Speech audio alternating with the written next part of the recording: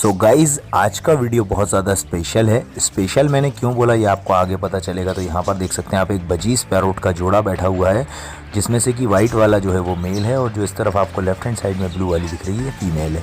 तो दोनों एक दूसरे का सर खुजा रहे हैं, बड़ा ज़बरदस्त पेयर है। और एक यहाँ पर ये दो बजीज पैरोट बैठे हुए हैं दोस्तों। अब बजीज पैरोट की बात चली है तो मैं आपको एक चीज़ बता दूं, ये बड़ा ही प्यारा परिंदा है, अपने अंडे बच्चे बहुत अच्छे से करता है और बहुत अच्छी ब्रीडिंग करने वाला परिंदा है दोस्तों। अब यहाँ पर आपको जो ये सामने दो बर्ड बैठे दिख रहे होंगे, एक ब्लू कलर का और एक जो है हल्का सा येलोइश में थोड़ा चेंज कलर है, तो आप देखकर